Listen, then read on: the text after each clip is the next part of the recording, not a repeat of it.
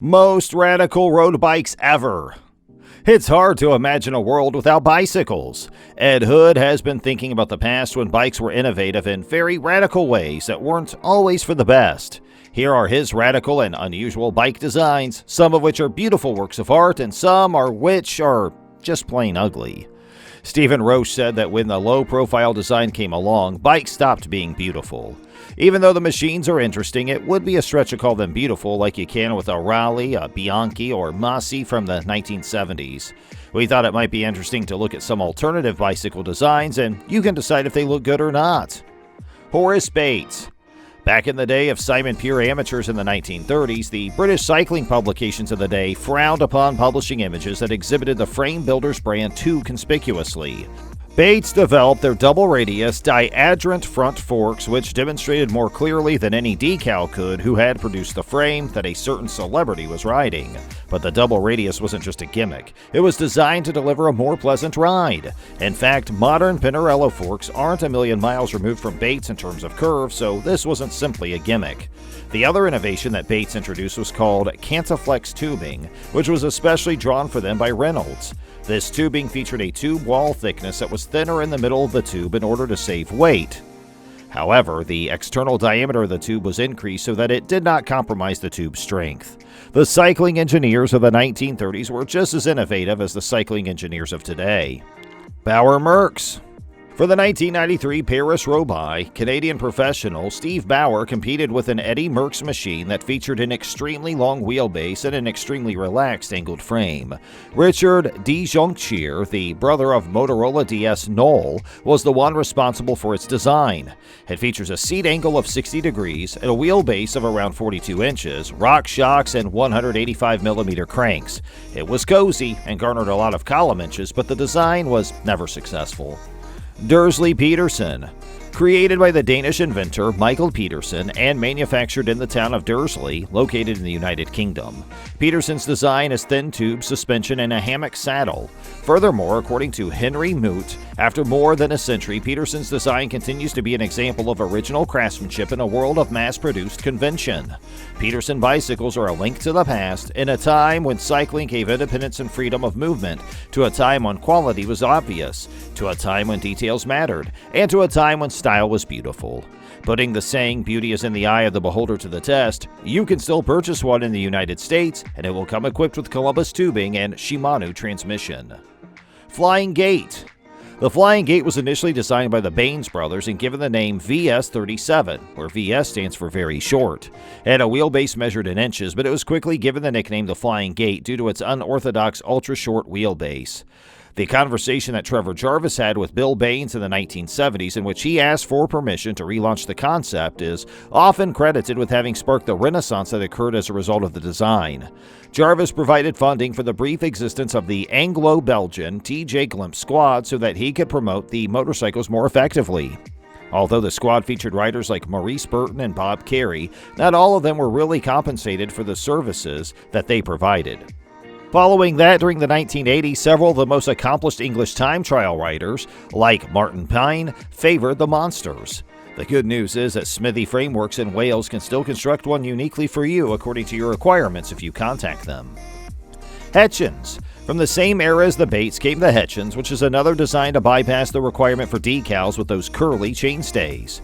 Harry Hetchins began manufacturing frames in the 1920s and stated that the design of the chainstay smoothed up uneven road surfaces.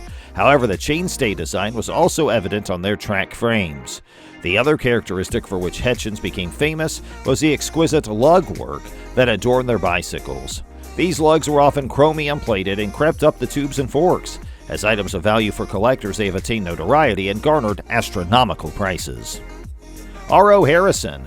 Billed as hill climb specials with their extremely short wheelbases, another design from the 1930s, the Short Twin had a twin-down turb. Perhaps Ernesto Colnago saw a picture of a Harrison before he designed his twin-down tube titanium and carbon frames.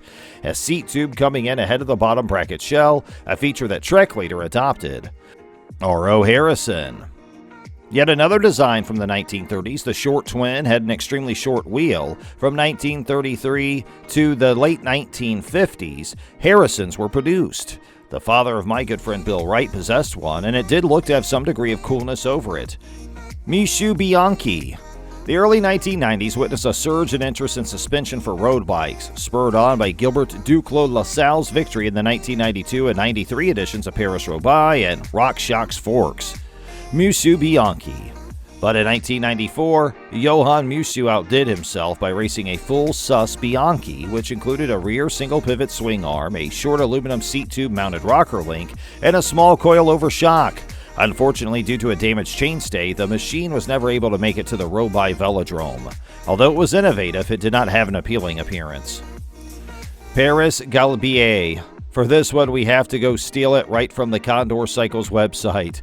Condor Cycles is a well-known company in London that has revived both the name and the design. The Galibier possesses personality and strong ride quality in addition to being a classic that is readily recognizable. It is truly ageless. The Galibier bicycle, like the mountain pass that shares its name, the Col du Galibier, is rife with legend. Post-war racing cyclists were immediately intrigued by this one-of-a-kind frame design that had been introduced by Henry Wrench in 1947. It screamed European flair and packed a punch with a design that was created to eliminate whip, which made acceleration and handling better. One of the most iconic British frame sets, the Galibier, has been meticulously reconstructed into our contemporary version. Wrench's initial selection of tubing was of a lower grade than the newer options, but the unusual appearance has been preserved. The specialty tubes are created by Columbus specifically for Condor and are characterized by their triple-butted construction in heat-treated steel. The tube set's made of high-grade steel, and it comes with dropouts and a fork crown that is both more durable and lighter than the one used in the 1940s. Soft Ride. The Soft Ride firm came up with their beam design in 1989. Zip produced a comparable frame in 2001. Although the beam was intended to flex and provide a smooth ride, it was also quite aero as there was no seat tube. Although the design's not recognized by UCI, it is nevertheless widely used in triathlons, despite the fact that it cannot be used in time trials on the World Tour. Stayer bikes are also known as the big motors, or demi-fond as they are referred to in France. These bikes allow riders who are daring and perhaps a little bit crazy to sit behind strong motorbikes while traveling at highway speeds. The rider will be able to get as close to his leather-clad pacer as the regulations will allow, thanks to the small front wheel, reversed forks, and enormous extension. These modifications were made. It's not surprising that the gears are very large, and in addition to being glued to the rims, tires also have bandages that go around the circumference of the rim and connect the sidewall to it. The UCI pulled the plug on the Motor Paced World Championship some 30 years ago due to the Machiavellian bargains that were done between the pacers. Back in the day, there was Motor Paced World Championship. On the other hand, the sport maintains a devoted following and is particularly popular in Germany, where it's played on large, outdated concrete bowl tracks. Vote up the bike that you think is the most radical looking, and fill out the space provided below to share your thoughts with us. And on that note, we must adjourn. We hope that the video was enjoyable for you, and remember, we can't do this without you, so please subscribe to our channel and check out more of our great videos.